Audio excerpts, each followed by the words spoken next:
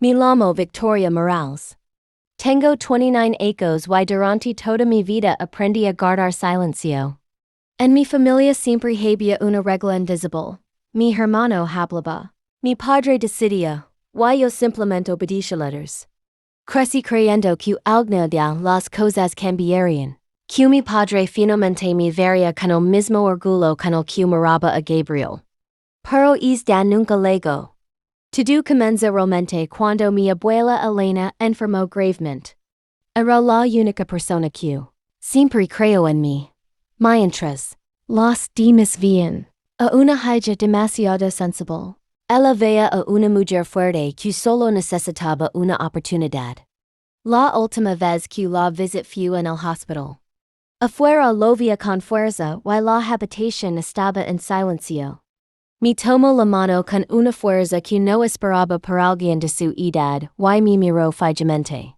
Victoria, pase lo que pase después de mi muerte, no tengas miedo. Yo deja todo preparado. Confía en mí. Quis preguntaron te quiere decir, pero solo sonrió. Horas después cerró los ojos para siempre. El funeral reunió a toda la familia. Mi padre Ricardo, un juez retirado conocido por su carácter autoritario, fue quien dio el discurso principal. Durante de 10 minutos habló del honor, del apellido Morales y del futuro de nuestra familia. Nombró a Gabriel varias veces. Habló de sus logros como abogado y de lo orgulloso que estaba de él. Mi nombre nunca salió de sus labios. Mientras todos daban el pésame, una persona se acercó discretamente a mí. Era un hombre mayor, elegante, con gafas doradas y un maletín negro. Tu abuela hablaba mucho de ti. Muy pronto tendremos que hablar. Antes de que pudiera preguntar quién era, desapareció entre la gente. Y esa misma noche toda la familia cenó en la antigua casa de mi abuela. Mi padre levantó su copa y anunció que él administraría toda la herencia, hasta que el proceso terminara. No tienen que preocuparse por nada. Yo me ocupé de todo. Después me miró directamente. Especialmente tú, Victoria. Los asuntos legales siempre te resultarán demasiado complicados. Algunos familiares soltaron una pequeña risa. Yo simplemente bajo la mirada. Cuando subí a mi antigua habitación, encontré algo extraño sobre la mesita de noche. Era un sobre con mi nombre escrito con la letra temblorosa de mi abuela. Lo abrí inmediatamente. Dentro había una carta. Querida Torre. Si estás leyendo esto significa que no estoy contigo. Tu padre hará exactamente lo que siempre hace. Intentar controlar todo. Por eso prepara algo que él jamás podrá cambiar. No le enseñes esta carta a nadie. Busca a Hernán Castillo. Él tiene los documentos originales. Confía solo en él. Con todo mi amor. Abuela, junto a la carta, había una fotocopia incompleta de un documento oficial.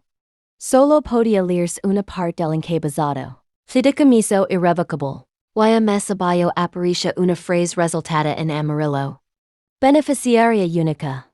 Victoria Morales. Mi corazón empezó a latir con fuerza. No entendía completamente lo que significaba aquel documento. Pero por primera vez sentí que mi abuela había preparado algo por otro. Guardé la carta en mi bolso sin decirle nada a nadie. Todavía no sabía que es pequeño sobre cambiaría mi vida para HIMPRE.PAORON. Varias semanas sin que ocurriera nada. Hasta que una mañana, mientras revisaba mi correo electrónico antes de salir al trabajo, vi un mensaje que había llegado por error. El remitente era mi hermano Gabriel. No estaba dirigido a mí. Alguien había cometido un error al reenviarlo. Abrí el correo por curiosidad. Y en menos de 10 segundos sentí que el suelo desapareció bajo mis pies. Era una conversación entre Gabriel y mi padre. Gabriel había preparado una solicitud para modificar la herencia de mi abuela. En el documento me describía como una mujer incapaz de administrar dinero y Proponía que él fuera el único beneficiario. Pero lo peor estaba al final del correo.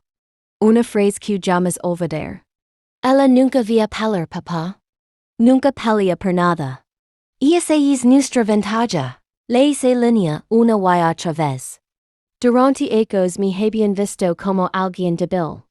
No porque realmente lo fuera, sino porque siempre había elegido guardar silencio. Respirar profundamente.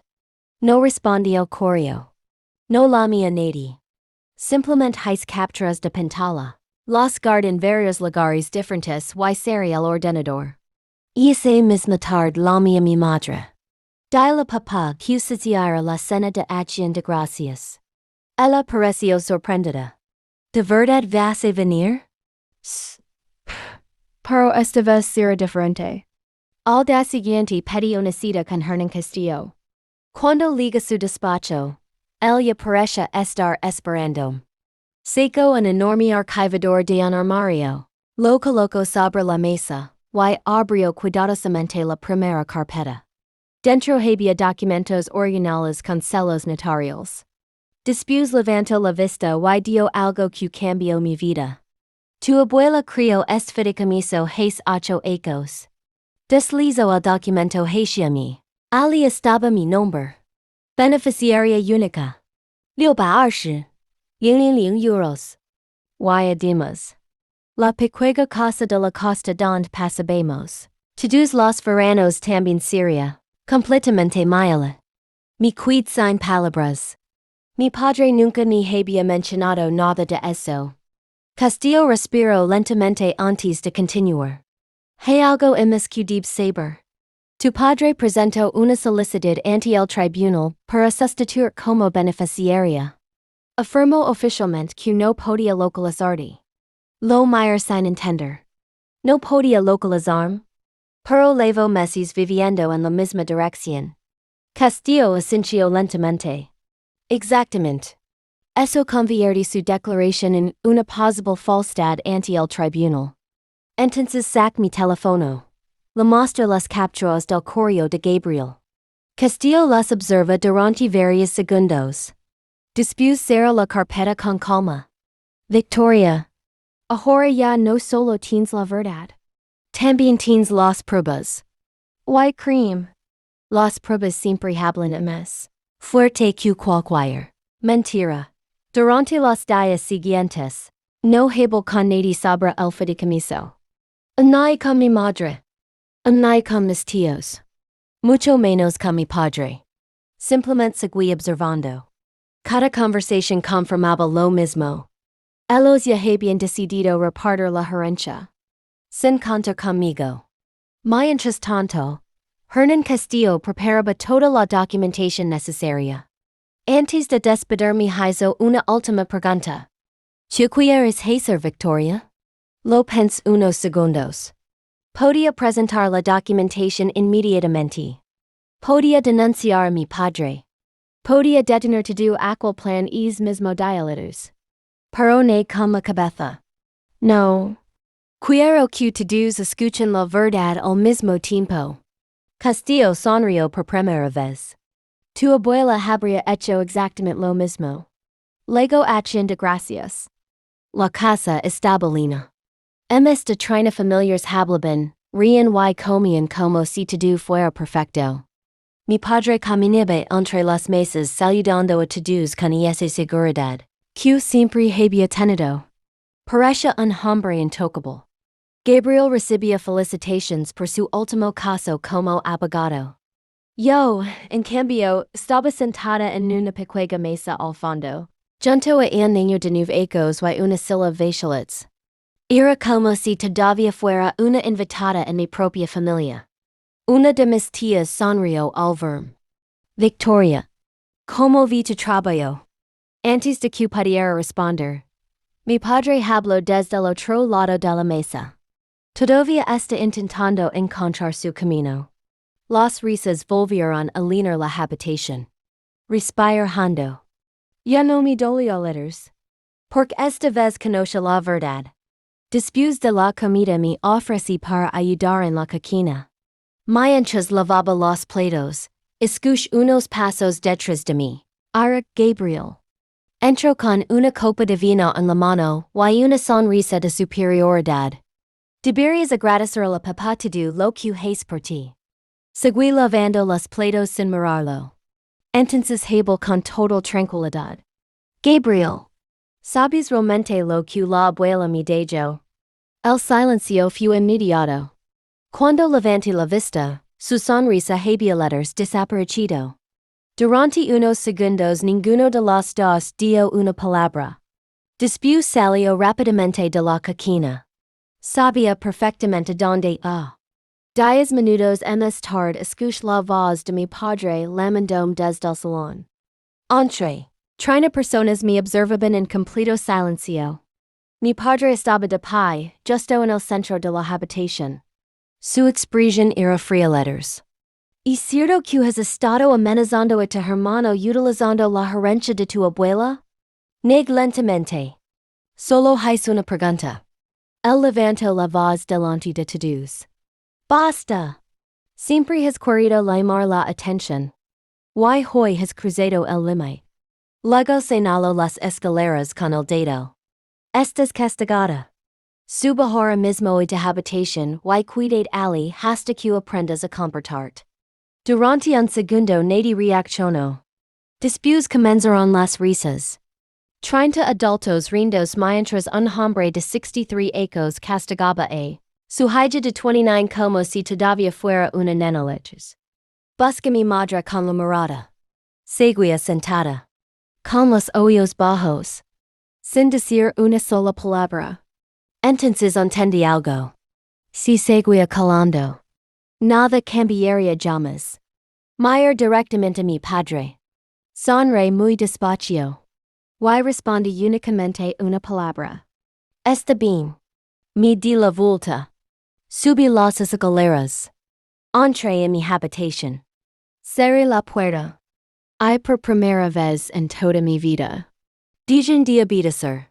Cerré la puerta con cuidado. No lloré. No grité. Simplemente me senté en el borde de la cama mirando la vieja fotografía de mi abuela que seguía sobre la mesita de noche. Por primera vez comprendí exactamente lo que había querido decir cuando me pidió que confiara en ella. Saca el teléfono y marca un único número. Señor Castillo? Sí. Victoria. Mañana a las 8. Necesito que traiga todos los documentos originales. Hubo un breve silencio. Estaré ali. Colg sin decir nada más. Aquella noche escuché las risas que llegaban desde la planta baja. Mi padre seguía contando historias. Gabriel seguía recibiendo felicitaciones. Todos creían que habían ganado. Nadie imaginaba lo que estaba a punto de ocurrir. A las 4 de la mañana sonó mi alarma. Me levanté en silencio. Guardé mi ropa, mis documentos y la carta de mi abuela dentro de una pequeña maleta. Miré la habitación por última vez. Había pasado casi toda mi infancia entre aquellas paredes. Pero ya no sentía que aquel lugar fuera mi hogar.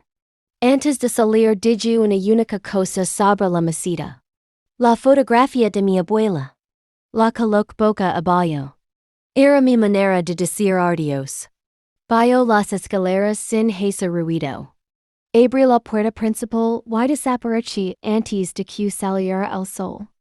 Horas después, según me contó mi primo Daniel, mi padre va al comedor con la misma seguridad de siempre.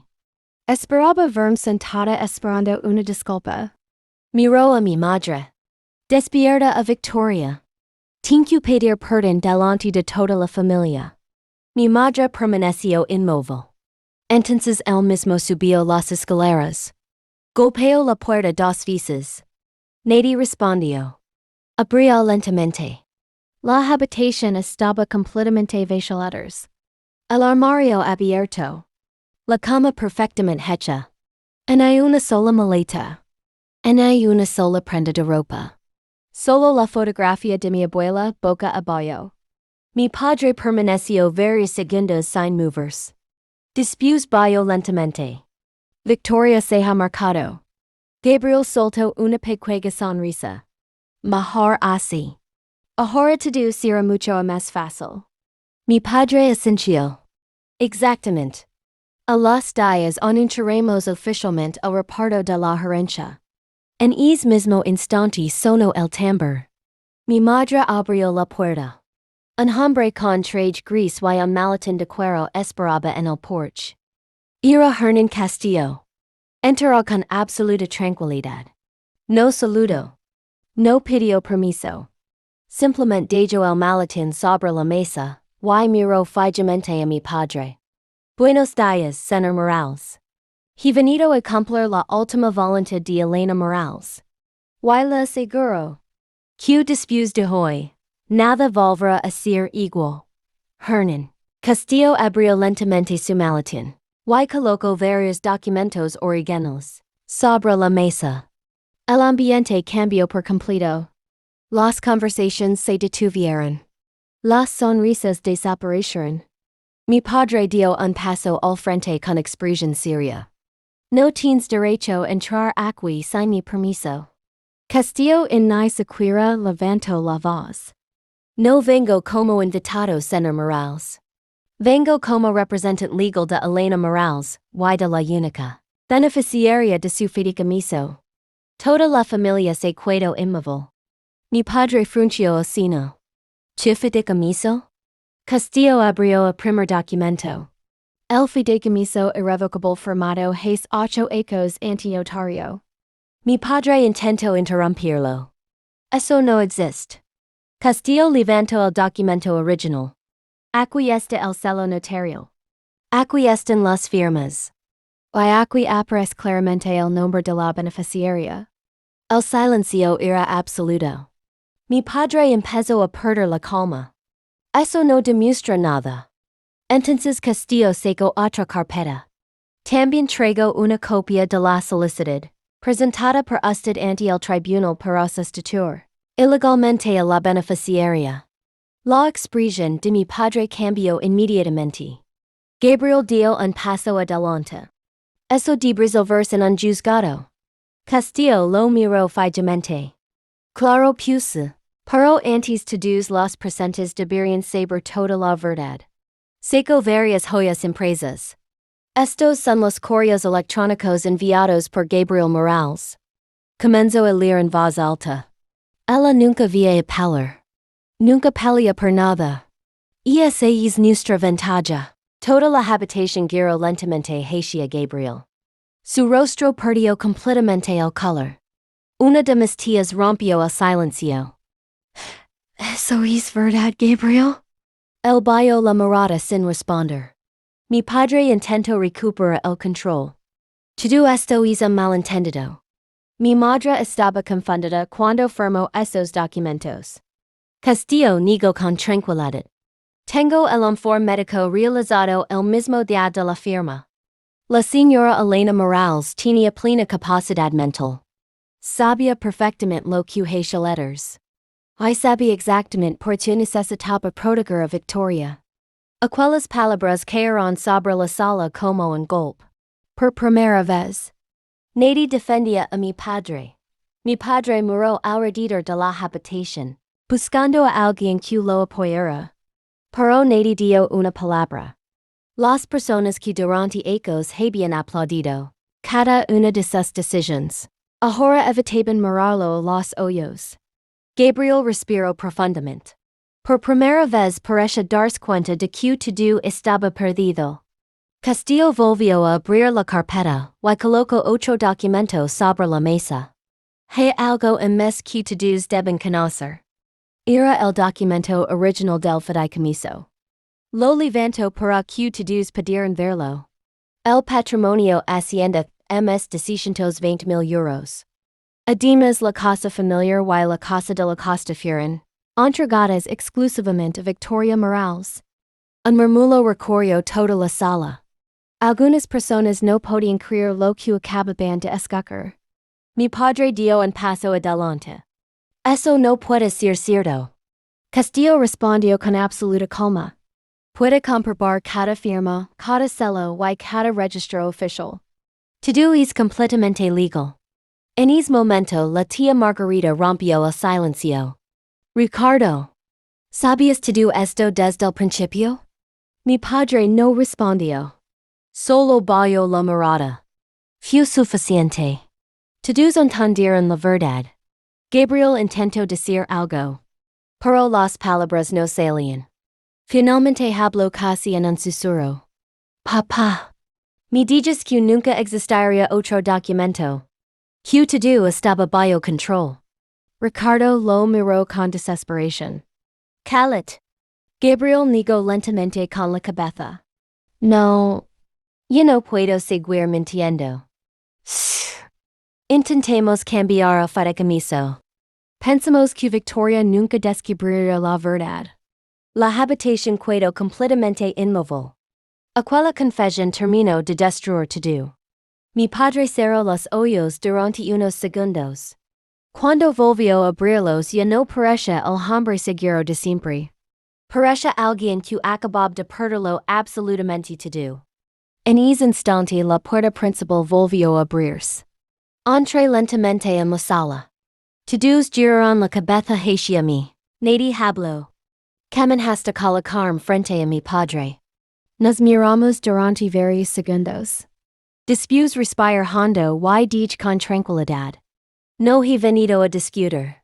He venido a escoger el verdadero testamento de mi abuela. Castillo me entregó la carpeta original. La sostuvo entre mis manos. Por primera vez en muchos ecos. Sentí que ya no tenía miedo. Tom. La carpeta entre mis manos y respirar profundamente. Durante ecos imagine este momento. Pense que sentiría rabia. Que tendría ganas de gritar. Pero no. Solo sentía paz. Abrí lentamente el documento y miré a toda mi familia. Mi abuela no me dio únicamente dinero. Me dio la verdad. Castillo comenzó a leer el fideicomiso original. Cada palabra confirmaba exactamente lo que mi abuela había planeado. 8 ecos antes. Toda su herencia. Los 620.00 euros. La casa familiar. La casa de la costa. Todo quedaba legalmente a mi nombre. Nadie podía modificarlo. Nadie podía impugnarlo. Todo estaba protegido por la ley.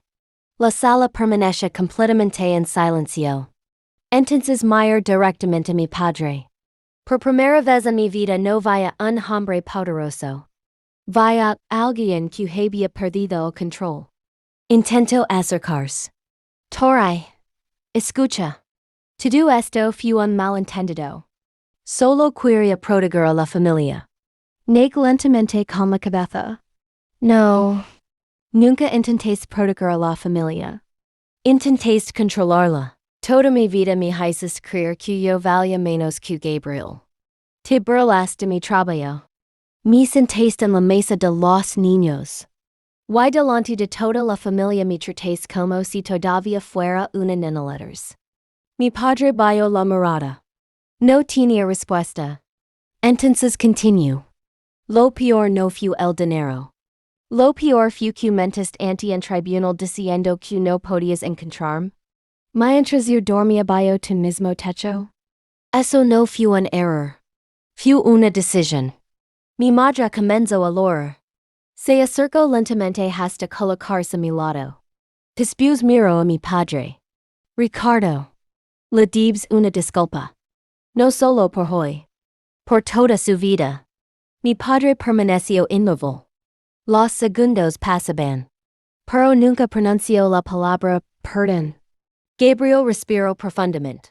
Después caminó hasta mí. Victoria. Lo siento. Debí detener todo esto desde el principio. No respondí. Simplemente lo miré unos segundos.